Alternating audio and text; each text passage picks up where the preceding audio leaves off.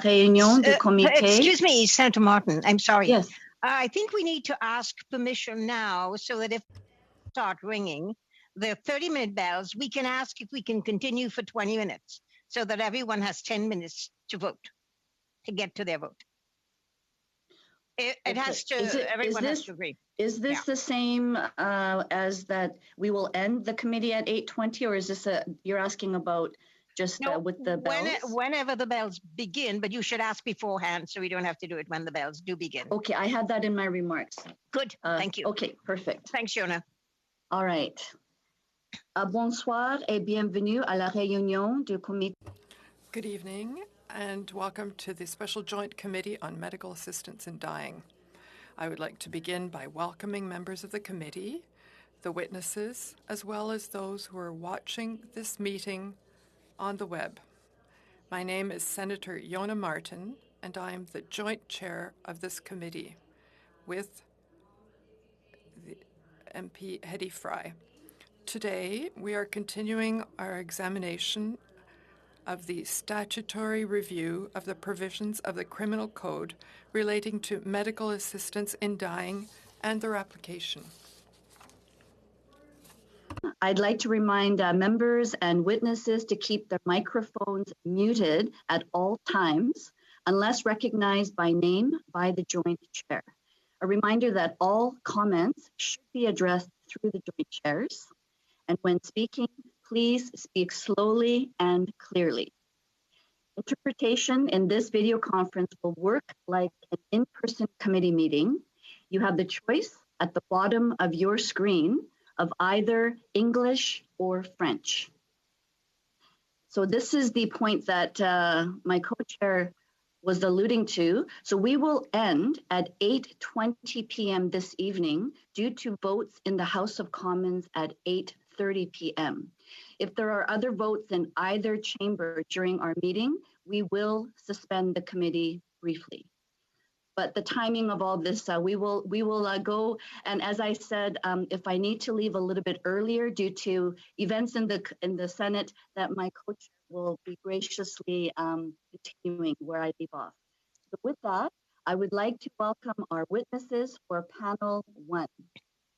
As individuals, Dr. Jocelyn Downey, James S. Palmer Chair in Public Policy and Law, Schulich School of Law, Dalhousie University, and Dr. Trudeau Lemons, Professor, Skull Chair, Health Law and Policy, Faculty of Law, University of Toronto.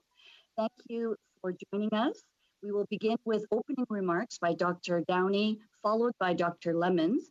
You each have 5 minutes, and the floor is now yours. Thank you. Thank you, and good evening. Thank you for the invitation to be here. As you heard, I'm Jocelyn Downey, and I'm the Palmer Chair in Public Policy and Law at Dalhousie University. I've been a legal academic researching and writing on medical assistance in dying for a long time, and have been intimately involved in many of the prior processes relating to the topics that are before you as a committee. And I offer my comments tonight against that backdrop. On your process for both phases of your work, I have 2 hopes and challenges to offer. My first hope and challenge is that you build on the work done by those who have gone before. This includes legislative committees, court cases, expert panels, and official data collectors. I hope that every member of the committee will read all of these reports and decisions. And I don't say that lightly. I appreciate that it's a lot, but it's worth it. You will then understand how and why we got here and have a good foundation to consider the questions about how we should move forward. Don't reinvent the wheel or rely on what other people tell you these primary sources said. And this is especially true of the Carter decision. My second hope and challenge is that you deliberately and explicitly make evidence-informed recommendations using rigorous standards of evidence. This means follow the pyramid of reliability, and this is appended to the opening statement that I sent to the clerk. It also means look to the considerable body of peer-reviewed and court-tested evidence about MAID in Canada. There is no need or justification to make recommendations based on anecdotes or untested narratives. Where there are gaps in reliable evidence, don't fill those gaps with unreliable evidence and use that to inform your recommendations. Rather, call for and facilitate more research. Now, on the substance of what you have set out for phase one, I have 7 points to get on the table and into the record before we get into what you want to talk about. So for obvious reasons, I limit myself to issues of federal jurisdiction. So first, there has not been a slippery slope. The recent changes to the eligibility criteria merely return us to the Supreme Court's Carter boundaries. Second, as you heard from Health Canada 2 weeks ago, the number of cases is going up, but that's what you would expect. When something becomes legal, awareness goes up, access goes up, stigma goes down, and the numbers go up. It's not a bad thing. Third, the high quality data about the involvement of and access to palliative care and social and economic vulnerability do not support the concerns raised about these during legislative debates. The data reflect a similar phenomenon to that observed in other permissive jurisdictions. Those who access MAID are disproportionately privileged as opposed to socially or economically vulnerable. Fourth, several problems with C14 became evident through the period of implementation and were corrected by C7, notably reducing the number of witnesses, removing the 10-day waiting period, and introducing what's known as the final consent waiver. The most egregious unconstitutionality was remedied by removing reasonably foreseeable as an eligibility criterion. Fifth, please do not misunderstand or misstate the meaning of natural death has become reasonably foreseeable. This phrase did not and does not mean terminally ill or imminently dying. Rather, as the Minister of Justice himself has explicitly confirmed, it means what it had come to be understood to mean in clinical practice, and that is most definitely not terminally ill or imminently dying. Rather, it means with sufficient temporal proximity, which can be years, or on a predictable trajectory, which could mean on the diagnosis with ALS. Sixth, MAID in prison needs and deserves your attention during phase one. I hope you will call Correctional Service Canada, the Correctional Investigator of Canada, University of Calgary Professor Jessica Shaw, and Dalhousie University Professor Adelina Iftene to appear as witnesses. They can explain the problems and suggest, or receive in the case of the CSC, solutions. And finally, I hope that you will recommend that the federal government use its convening power and power of the purse to encourage, catalyze, and facilitate essential research. Our courts and policymakers benefited enormously from the unique Dutch approach to MAID research, most notably their 5-year death certificate studies. We could pay it forward to other countries and avoid our policy debates going in endless circles if we did such research ourselves. That is government commissioned and funded, yet independently conducted research. Without a doubt, there are challenges, 10 seconds, variability in our death certificates for one, but they are not insurmountable. Thank you for your attention, and I look forward to your questions and comments. Thank you, Dr. Downey. You actually corrected me because I actually forgot to start the stopwatcher on time, but thank you very much for ending on time. So I will now invite Dr. Lemons to give his testimony for 5 minutes. Dear chairs, members of the committee, I appreciate the invitation to present today as part of this parliamentary review. In this polarized debate, where some frame all concerns about MAID as religion-based, let me first firmly state that my approach is based on human rights, respect for the equal rights and dignity of persons who are ill, elderly, and disabled, and the recognition of the state's duty to protect against premature death, which is recognized in Carter. It's informed by decades of work on professional regulation, health governance, health and human rights, and end-of-life law. A review of these new practices from a health governance perspective, laudable. Unfortunately, Parliament put the cart before the horse by expanding the law prior to a serious evaluation of our current practice. Imagine that we decide to allow a novel form of germline gene therapy for serious, untreatable conditions, but prior to undertaking a legislatively mandated 5-year solid review of the risk-benefit ratio, we introduce it as a standard form of therapy largely available on demand. I therefore have concerns about this review, and particularly about the premise from which it will start. In any area of policymaking, it is hard to scale back a practice once there is an official professed confidence in it. It's also hard to change behavior and expectations once the procedure is promoted and normalized, and to design post-factum structures to uncover problems and identify lacunae, particularly when a practice leaves so much flexibility and relies heavily on the integrity of professionals committed to the practice. I urge the committee to take a step back, remember how the PC Supreme Court in Carter, which lies at the foundation of our current practice, stated with references to choice indeed, but also best interest of the patient that, and I quote, if it is ever ethical for a physician to assist in death, it would be only in limited and exceptional circumstances. The concerns about imposing stringent limits stems from the consensus that unlimited physician-assisted death would pose serious risks. The committee should be willing to question whether our current practice respects this and what even further expansion would mean. It should do more than review the statistical self-reported data, largely self-reported data, and the limited analysis that have been undertaken. It should take the time to listen to family members who have had bad experiences with rushed MAID of loved ones, to people who are already struggling in our healthcare and social support systems, particularly during the pandemic, and for whom offers of MAID are often perceived as a threat to their well-being. The committee should hear from Jonathan Marchand, a man with ALS who complained before the Senate about his lack of healthcare choices, from the family members of Chris Gladders, who received MAID in shockingly dehumanizing, squalid circumstances, from Roger Foley, who was offered MAID instead of access to good care, from the family of Al Nikos, and about other more recent cases that are emerging.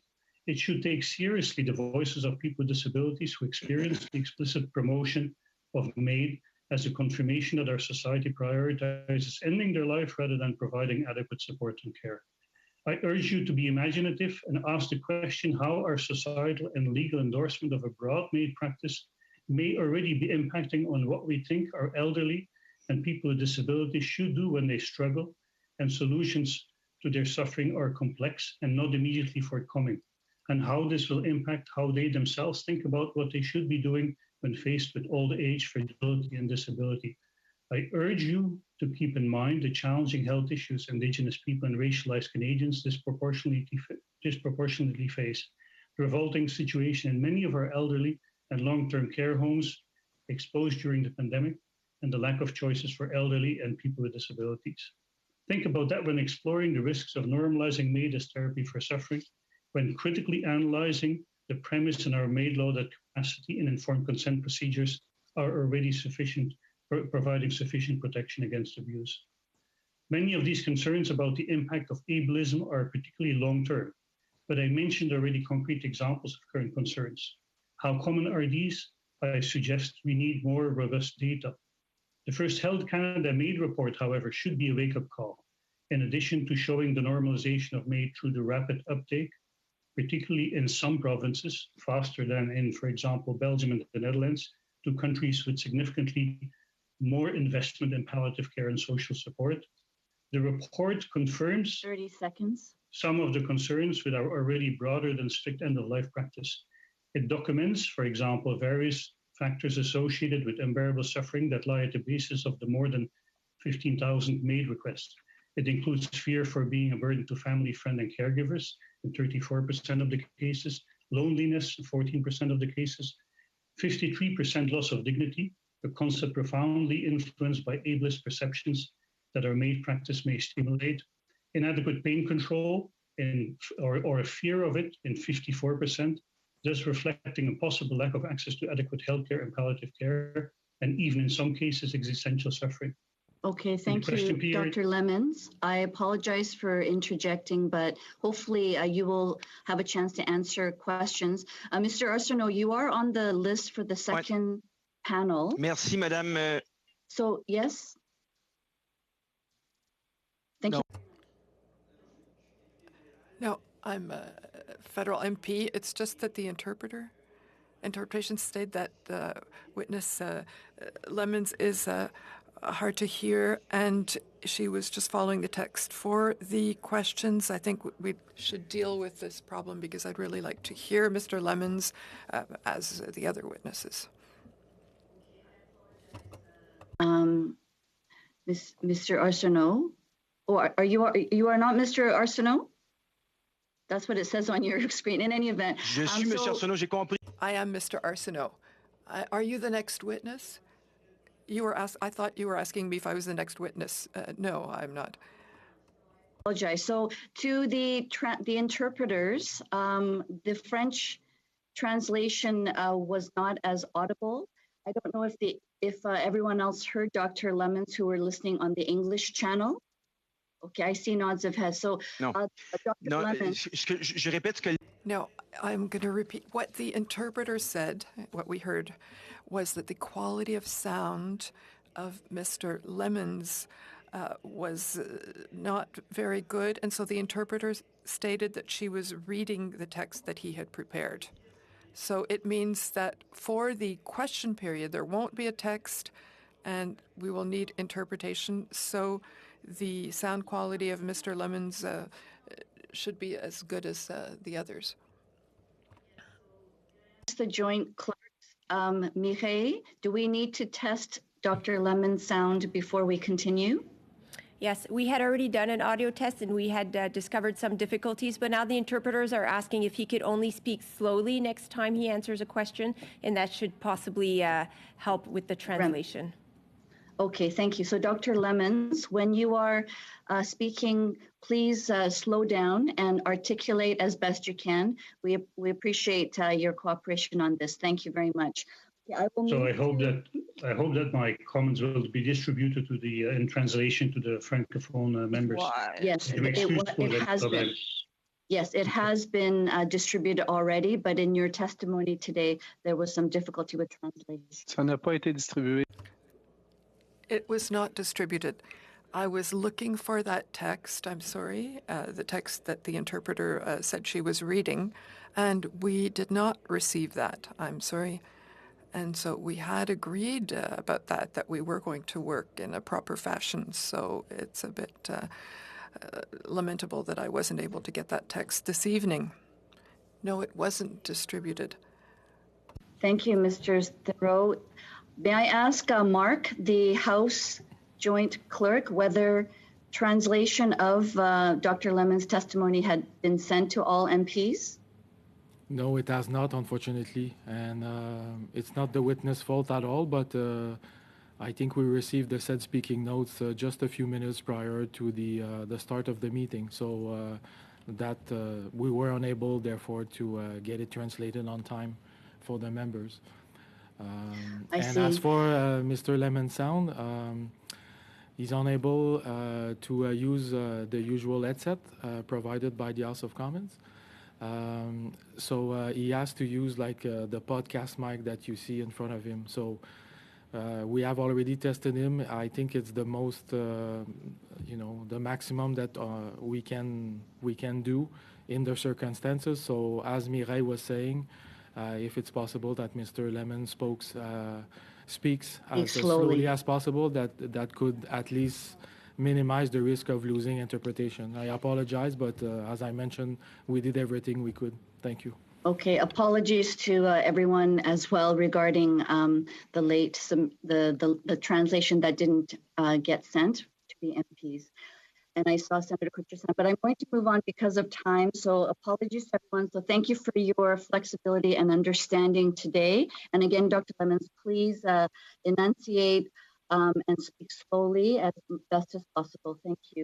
For the first round of House of Commons questions, we will have Liberal MP Arif Virani, followed by Michael Cooper of the Conservatives. So 5 minutes to Mr. Virani.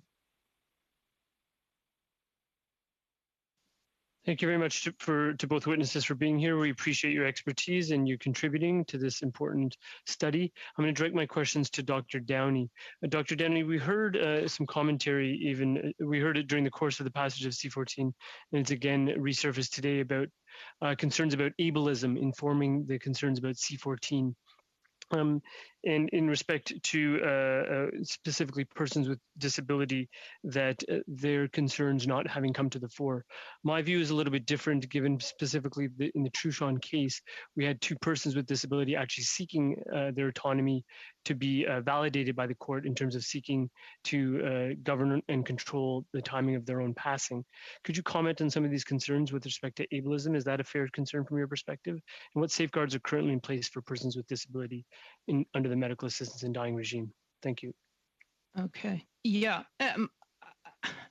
The first thing to say about ableism is that was the argument that was raised in the Truchon case, and it was thoroughly canvassed. And the judge offered very strong analysis around that, pointing out that it is paternalistic to claim that individuals need to be protected from themselves, from basically ableism that they've somehow embraced in their own worldview. So what we have to do, and what we do in the context of all of MAID, is you take the view of the suffering from the perspective of the individual. It is for the person to decide what their conditions of life are and whether they value them and whether they wish to have their life end. And so the way you protect that is that the consent must be informed. It must be made by a person with decision-making capacity.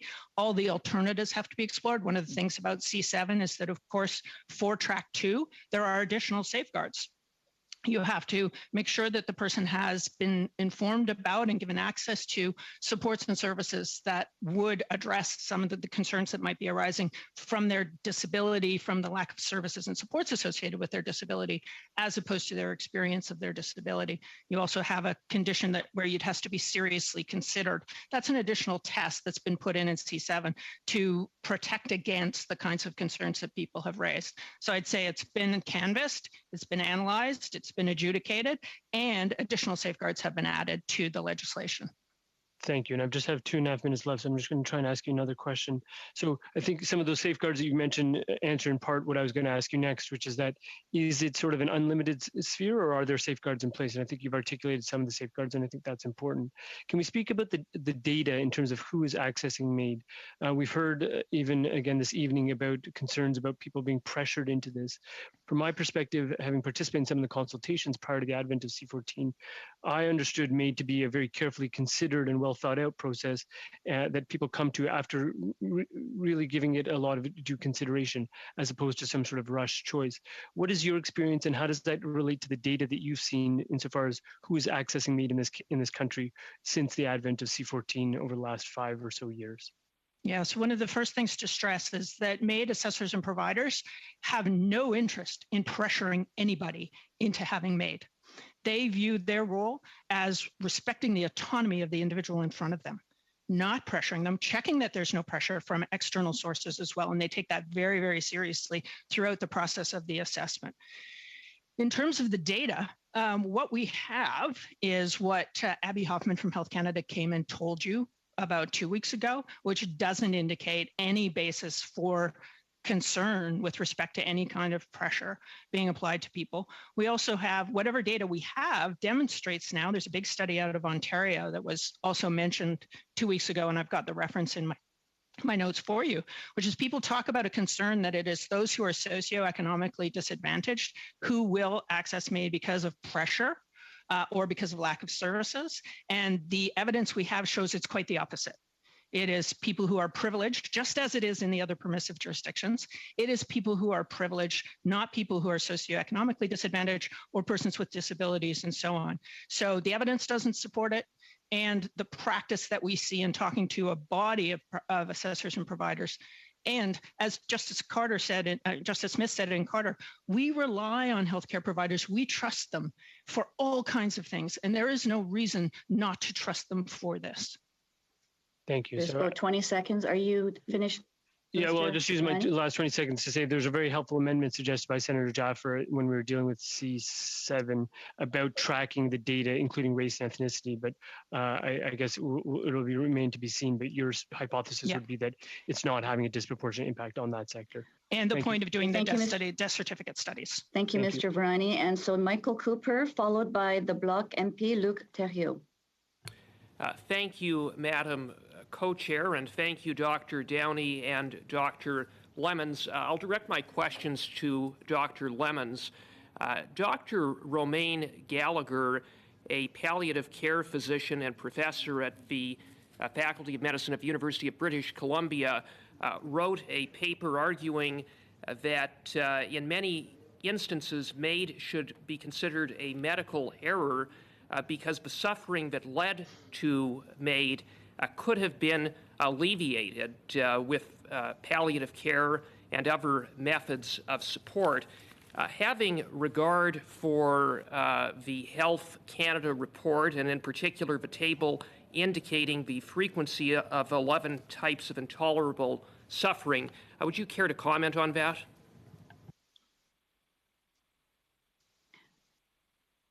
Sorry, Dr. Lemons? I think there's some issues with sound. Would you unmute?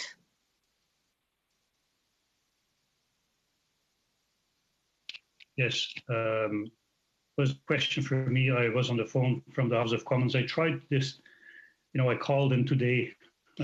Okay, so perhaps Dr. Michael, would you like to just quickly repeat your question? You may only have time for this one question, so go ahead.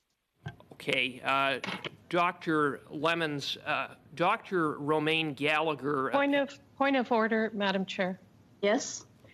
We never would normally dock time for technical problems. I don't think that's fair at all to suggest that the time is restricted when someone didn't hear the question. That's I not apologize. I thought that with our time, it's just ticking as we go. So I'll just ask Michael Cooper to repeat his question. And I guess you had received the call from the House of Commons. So I hope colleagues are agreeable that that was not the fault of Dr. Lemons, that a call came from the House of Commons. I'm sure it's all sound related. So I will ask Senator Michael Cooper to repeat his question, and I will, I think about 30 seconds was lost in my sort of exchange, so we will, I will add that time. Okay, so thank you. Go ahead, Dr. Lemon. Go ahead, Michael Cooper. Great. Thank you again, Madam Co-Chair. Dr. Lemons, Dr. Romaine Gallagher, a palliative care physician and a member of the Faculty of Medicine at the University of British Columbia, wrote a paper in which she argued that in many cases of MAID, it should be considered that they constitute a medical error on the basis that the suffering that led to that request could have been alleviated with palliative care and other methods of support. Having regard for the Health Canada report and the table with listing the 11 types of intolerable suffering and the frequency of such suffering in the course of making a MAID request, would you care to comment on that? Yes. Do you hear me well this time? Yes, go ahead. Please speak slowly. Thank you. So I think indeed that the Health Canada report and other studies that have been undertaken and that are published in the peer-reviewed literature do suggest that many people who are receiving MAID in Canada, it's not the majority, but still a substantial number of people have not had access to adequate palliative care. The studies that are more positive about, for example, the Downer study, a peer-reviewed study that is most positive about access to palliative care, does not discuss in detail what the quality of palliative care was and how sufficient, whether this palliative care offered was of sufficient quality. The Health Canada report also suggests that 19% of people, for example, only had access to palliative care in the last 2 weeks before they received MAID. Another 19% actually received it only in the last month. If you speak to the palliative care specialist, and I'm sure you will do, I'm pretty confident that they will state that palliative care takes time, that it takes time to offer alternatives to people. And so I would say the message that we get from the reports and from the data is not overwhelmingly, we have a perfect situation here where people have access to perfect palliative care. We know from data also that palliative care is lacking in many Canadian provinces, or adequate palliative care is lacking in many Canadian provinces, and that certainly significant improvements can be made in that context. Thank you, Dr. Lemons. I'll ask a question on the Health Canada report and with respect to the table of listing intolerable suffering. The report focuses on that, but it provides no evidence whatsoever that the other elements that are required in order to qualify for MAID, including serious incurable illness, that one is in an advanced state of decline, and that death is reasonably foreseeable, which was pre-Bill C-7. The report mentions none of that. Now, we know that there have been several instances, well-documented instances of abuse, and yet nowhere is that even acknowledged in the Health Canada report. Could you comment on that? So, Dr. Lemons, you have about 45 seconds. Yeah, so I asked the committee members to be imaginative. Reporting is self-reported data. Because I have written some op-ed pieces critical of some components of MAID, I receive spontaneous requests from people who share their experiences, who ask for advice. I send them to lawyers, but we know, if you have worked on professional regulation, that claiming or filing complaints and actually obtaining accountability in the context of health professional mishaps is extremely difficult.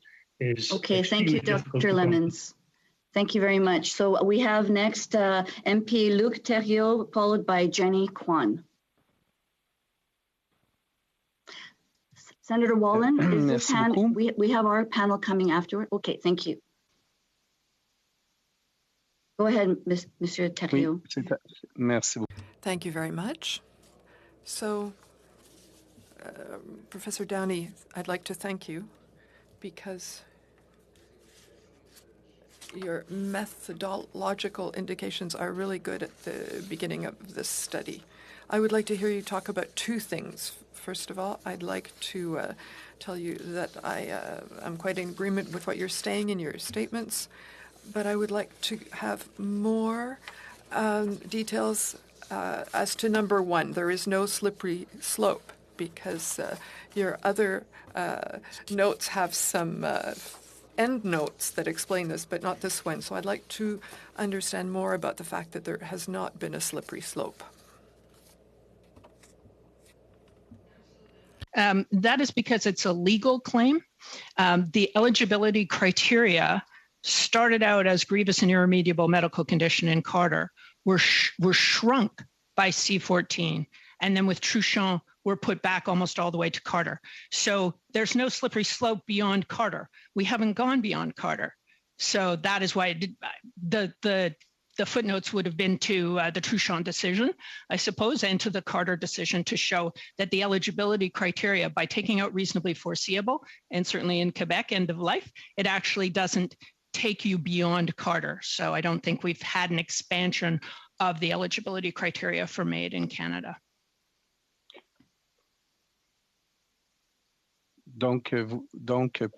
So for you, it was appropriate that we don't challenge this decision of the court in the Truchon decision. So it was good to not go to appeal court and go further. Am I right to understand that?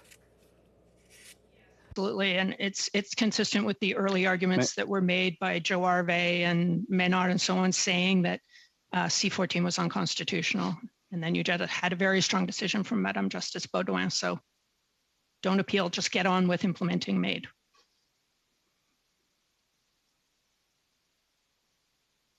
Mr. Thériault?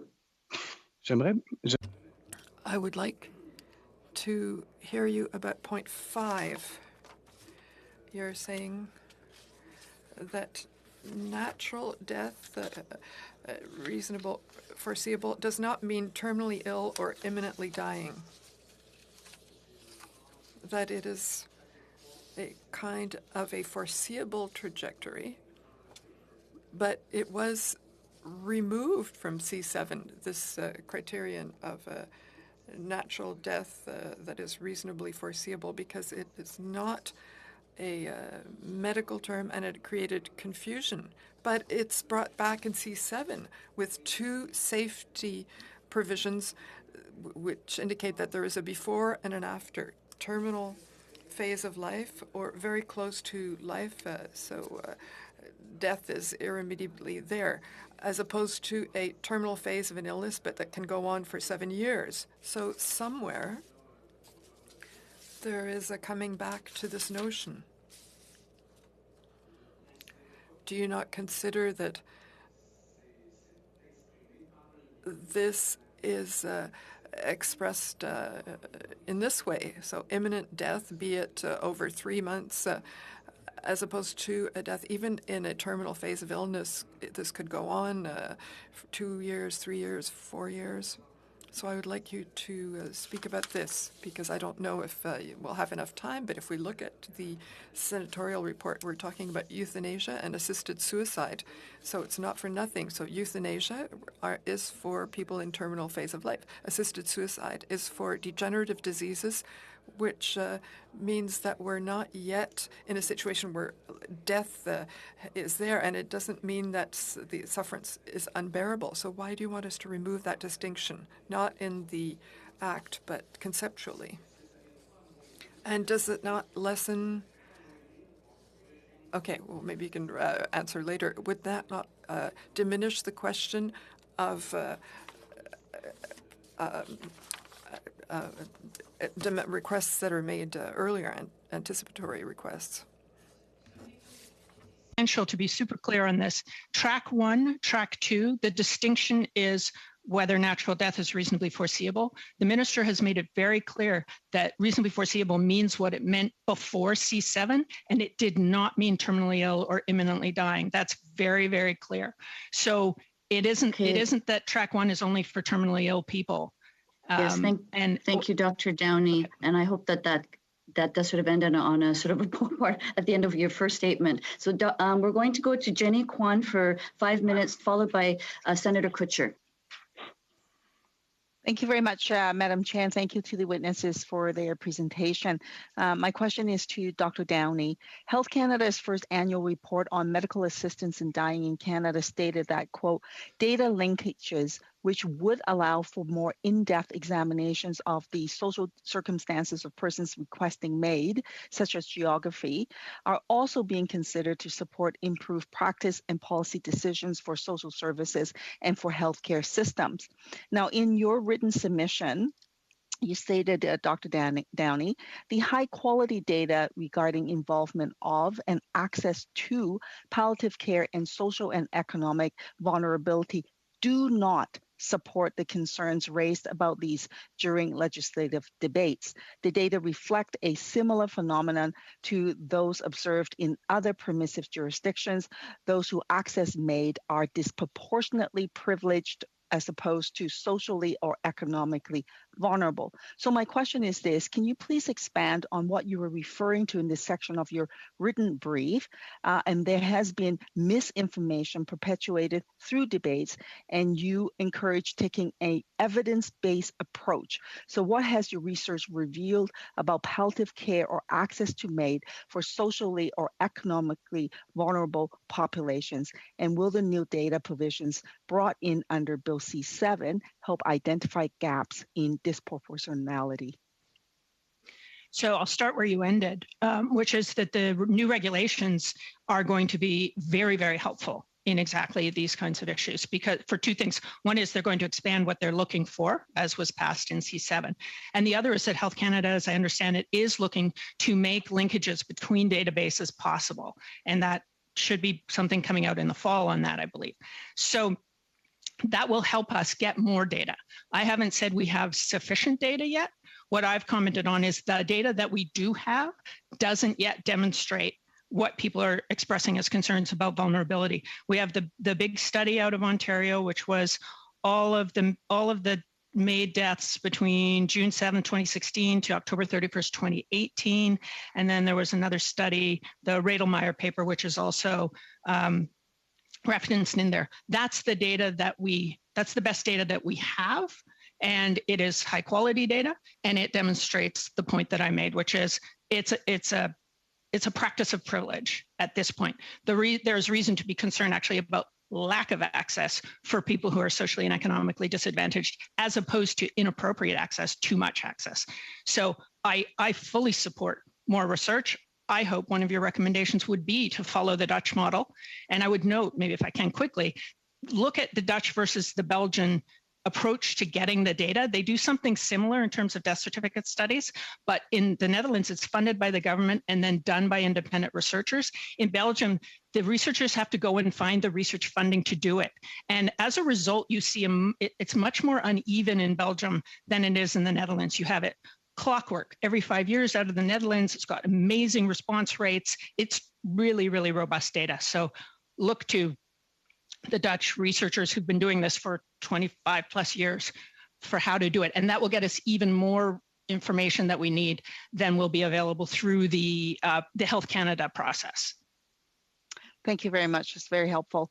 And with respect to the list of essential reading that was appended to your submission, you included the Council of Canadian Academies Expert Panel on Medical Assistance in Dying's report from 2018. And in that, it was mentioned that the early planning meetings, particularly in the section dealing with mental disorder as the sole underlying medical remaining.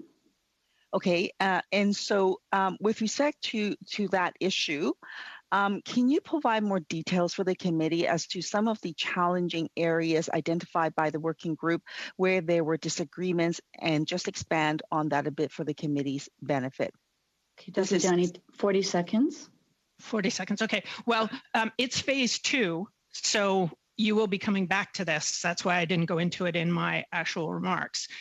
But concerns that have been expressed about mental illness, debates that were held in the process of the Council of Canadian Academies relate to irremediability. Can you assess capacity?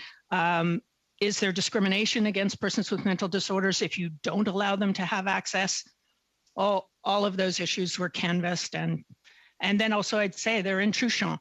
Everything was tested in the Truchon case. All of these concerns about mental disorders were tested in the Truchon case. Okay, so. Thank you. Perfect timing. So we will go to questions from Senator Kutcher. Then Senator Delphine is not here, so Senator Wallin, and we have 3 minutes each. Thank you. Thank you, Madam Chair. Questions for Professor Downey.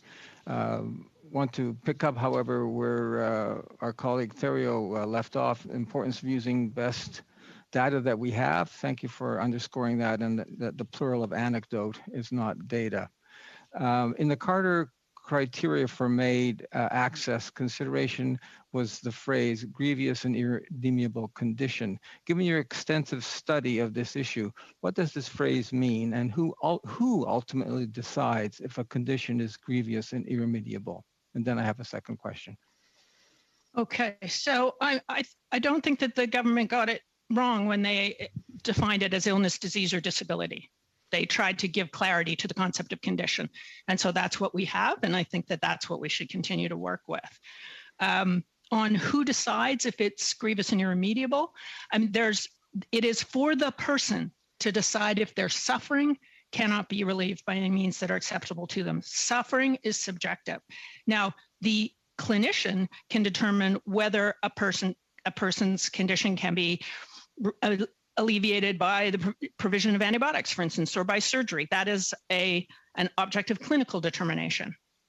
So it's a mix, given that grievous and irremediable condition includes both the suffering and the incurability, the severity of the condition, the irreversibility of the decline in capability. But it's essential that we remember it is subjective, the assessment of suffering and what treatment people are willing to take. Thank you. Okay, so about half of your time is gone, Senator. Thank you. Do you think that with the passage of Bill C-7, that the Government of Canada has now fully complied with both the Carter and Truchon decisions? Because of the presence of the Sunset Clause, I say yes. If the Sunset Clause had not been there, I would have said no, because it discriminates on the basis of mental disorder. So yes, I think it is completely compliant with Truchon and Carter. I think it's still, your phase 2 will be the mature minors issue, but that's a charter issue, not a Carter issue.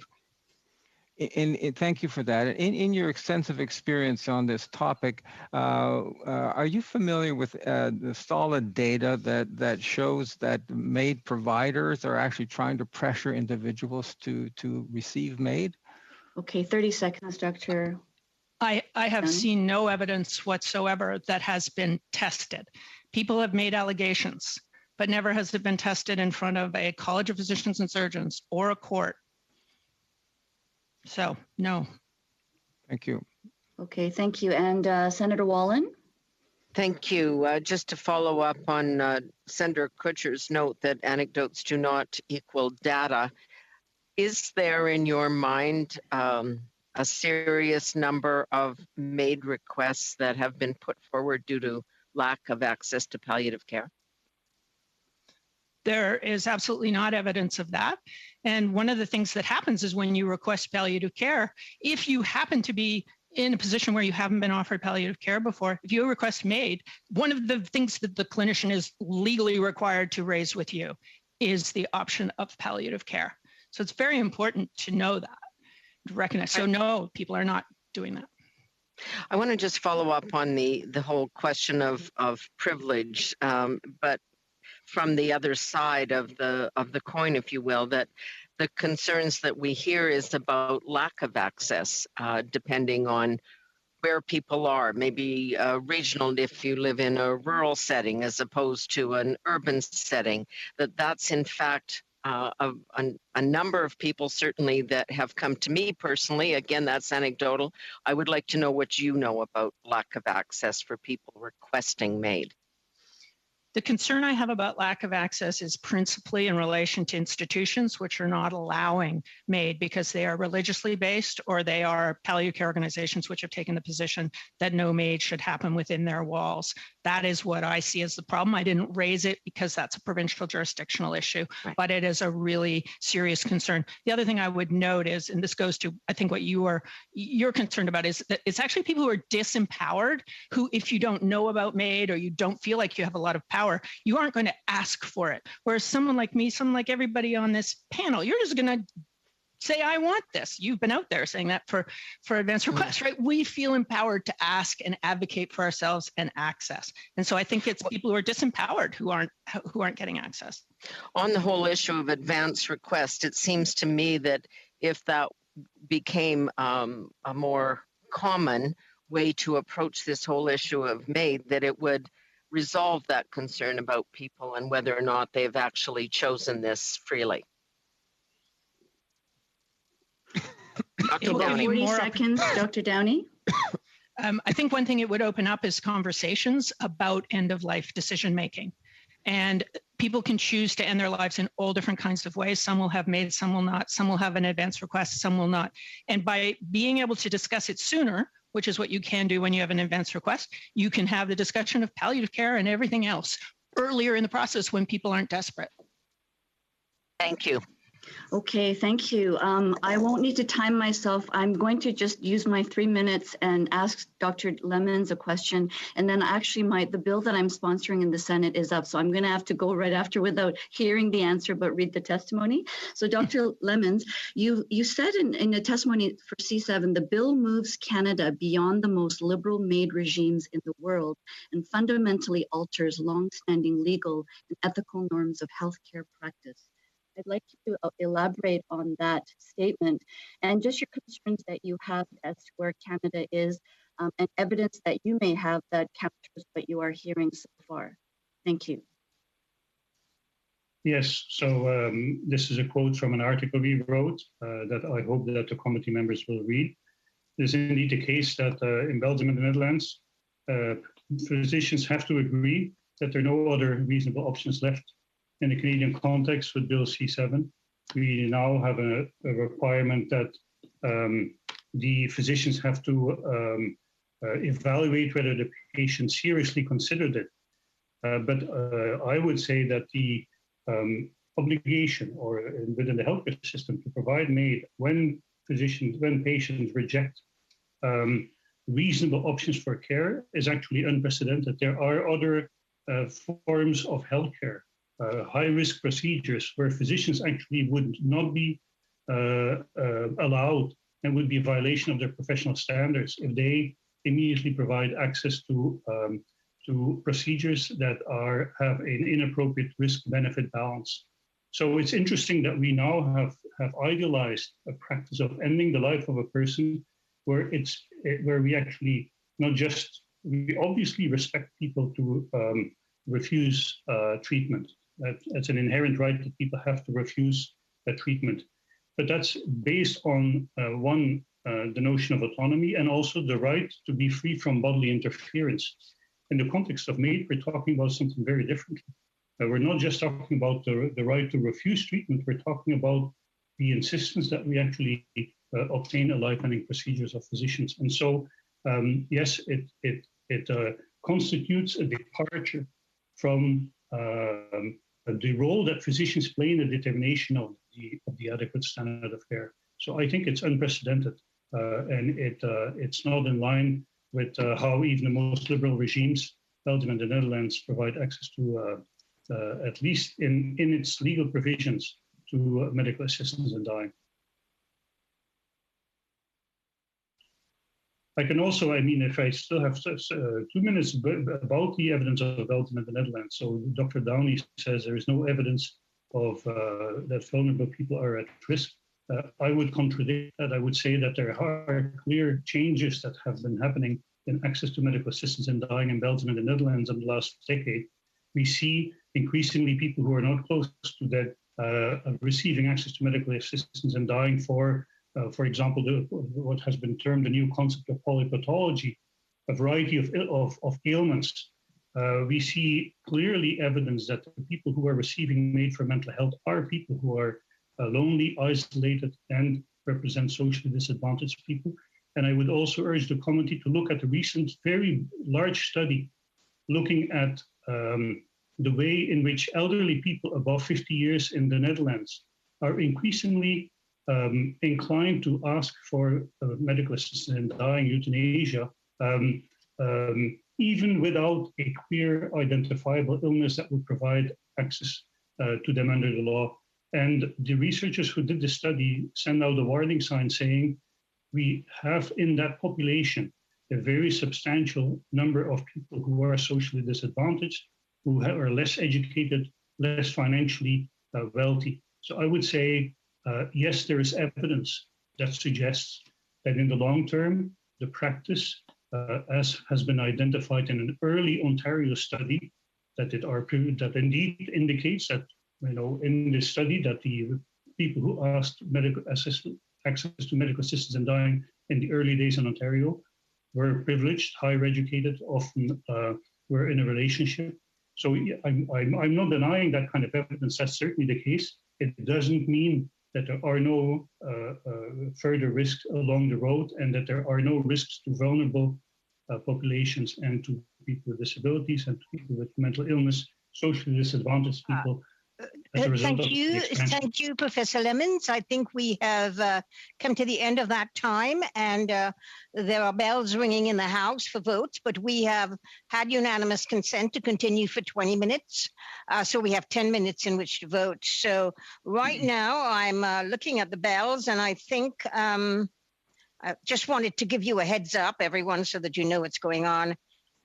We have 24 minutes left on the bells, so that it means that we have, it is 23:51. Monsieur Arsenault, merci beaucoup. So we have 23:44 to go, and that means 10 minutes before that, which is we have 12 minutes for the second round. Given that Senator Martin has left, I will go to the second round quickly, and that second round will be Ms. Koutrakis. Yes, is it Ms. Koutrakis? No, it's Mr. Yeah, Dr. Fry, it's James Maloney. Actually, yes, no, it's René. It's Mr. Arsenault. Yeah. It's René Arsenault. Monsieur Arsenault, please. Merci, Madame. For 3 minutes, Monsieur Arsenault, that includes questions and answers, so be mindful. Thank you, those who are answering as well. René. Merci beaucoup, Madame. Thank you very much, Madam Chair. So very quickly, Ms. Downey, my colleague and I, we were part of the first cohort of the Joint Committee that led to C7. We had to base ourselves on evidence that came from other jurisdictions, other countries, and we were a bit concerned about that. But now we've received all kinds of data, that Canadian data, that have really reassured us as to the decision we need to make for the current study. When you're saying that one of your greatest wishes, it's to not make any recommendations based on anecdotes or unproven theories. I imagine that you were thinking of something there. What were you referring to when you said this? Thinking of the narratives that you see on the internet and the stories and the names, even some of the names that Professor Lemons mentioned. These are narratives that have not been tested in court or tested in any other kind of way that we can test the evidence. So those are the kinds of things, and testimony that comes before you where you hear these horror stories, as you did in the C7 hearings, but they're not tested. So the only evidence that we have that meets a quality standard doesn't demonstrate these concerns. So people need to if they want to put allegations out, they got to put them to the test. Merci. Merci, j'ai peu de temps. Deuxième question. Thank you, I don't have much time. We know the Carter work, the judges unanimously said that the person asking for medical assistance in dying must suffer from an irreversible disease, and they must have physical or psychological suffering which can't be treated. The main agreement against it is that there's a lack of palliative care. We have other possibilities. How can we reconcile this with the Carter case? One of the things that Justice Smith noted in Carter was that Gloria Taylor was offered palliative care and didn't want it. Gloria Taylor was at the heart of the Carter decision. So not everybody wants palliative care. Palliative care can't help everybody, but that said, everybody should be offered palliative care. And these things go hand in glove. MAID and palliative care are not oppositional. They are part of the entire end-of-life care toolbox. You have 30 seconds, Monsieur Arsenault. 30 seconds, so quickly. Another topic. Ms. Downey, why give particular attention to prisons? Point number 6. Because we tend to forget about prisoners. We don't care enough about them, and yet they are very vulnerable to not having access to proper health care, and that includes end-of-life care.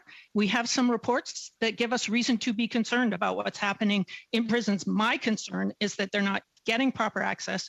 The rules aren't actually being followed. So I was trying to make a plea that you're in phase 1. You're supposed to be looking at implementation issues. This is an implementation issue. Look at the reports from the Office of the Investigator, and let's get that cleaned up by getting a proper compassionate release program. Thank you, Professor Downey. And I will go now to Tamara Johnson for the Conservatives. 3 minutes, please, question and answer. Yes, Dr. Downey. Dr. Lemons. Dr. Downey just told the committee that there's no slippery slope here and that we're not going beyond Carter. I wonder if you could respond to that. Do you agree with that statement? I would say only somebody who has a very theoretical and artificial view of the relation between the Supreme Court and Parliament, and actually somebody who ignores the complex interplay between the Supreme Court and Parliament would say that her colleague, Professor Poitier, late Professor Poitier, argued in a piece after the Carter decision came out that it's nonsense to argue, for example, that Parliament had no liberty to design a regulatory system with some level of liberty. The Supreme Court explicitly asked Parliament to design law. So you can argue, yes, there were some cases following Carter. There was the AB case in Alberta that interpreted Carter. But in and of itself, the legislator, the Parliament, you parliamentarians made a decision to have a law, and that was the law of the land. Okay. And this law has now been expanded. If that's not a legal slippery slope, I don't know what's one. Okay, thank you. And I understand that MAID assessments are sometimes being done over the phone with the doctor never even meeting the patient. Is there any chance in your mind that such an assessment would be able to detect things like elder abuse or coercion by family members? Like, how is it possible we've not seen a single instance of prosecution with this going on? Yeah, so that's always a problem, when people say, oh, we need evidence, we need reports, we need judicial hearings, we need a judicial decision to test the evidence. that ignores actually the difficulty that people face in with respect to access to justice in taking physicians to court, in taking institutions to court. I have personally been informed of family members who told how their elderly mother was assessed in need over the phone. Right. Is that appropriate? I would say it's not appropriate. Absolutely. It has been done. Now, the 2019 report on medical assistance in dying laid out various reasons Canadians would request MAID, and those reasons included things like fear of pain, loneliness, feeling like a burden on family. Does it make sense that we're ending people's lives for the kind of reasons that could easily be addressed by palliative care? Like, how difficult would it be to ensure a patient got regular visits so they don't feel so lonely, rather than take the extreme measure of ending their lives? Well, I agree with Professor Downey that sometimes people may refuse certain types of care, but I'm not convinced that actually people receive all the reasonable options for care that would indeed help them change their mind. And we can reject some of these stories as anecdote, but again, we have a substantial number of people coming forward and contacting people who have been critical of some of this, telling us about these concerns, that their family members felt, particularly during the pandemic, for example, isolated, lonely, received bad care. Thank you, Mr. Lemons. I think we're out of time, and we have two more questioners here. We have Monsieur Theriault for 2 minutes. Monsieur Theriault, please. Yes. Professor Downey, I'll try and ask my question in a different way. The Quebec law on end-of-life care did not cover cases such as Madame Gladu and Mr. Truchon. Otherwise, there would not have been Gladu and Truchon. And so those cases created a continuum of care and palliative care, of which where a request for AMM MAID could arise, and the criminal code was not applicable. So in medical practice, there was this separation between terminal phase, the process of dying, as opposed to other degenerative illness.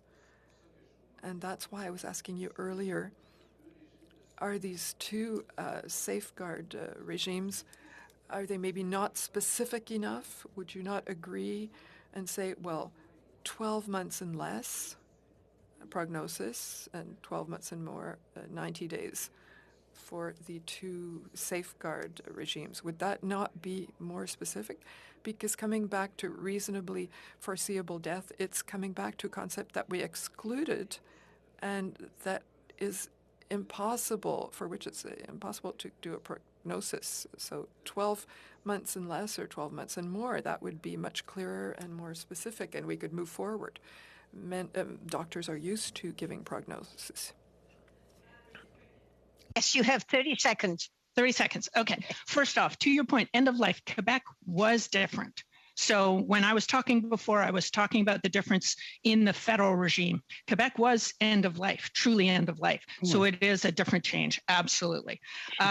The idea of being, you can do 12 months, not 12 months, that's not actually as clear as you might think. Clinicians are terrible at deciding whether somebody has 12 months or not.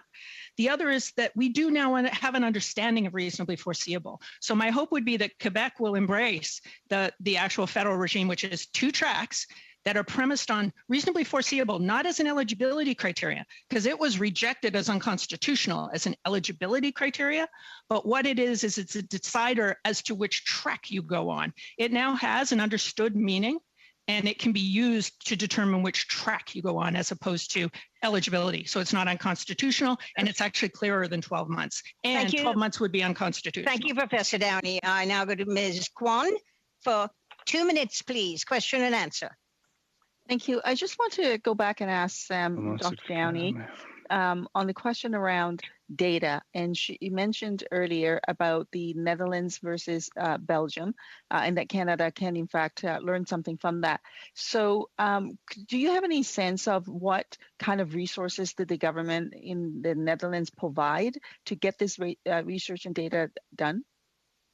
I don't know the dollar amount, but you could get that quick call to Agnes van der Heide.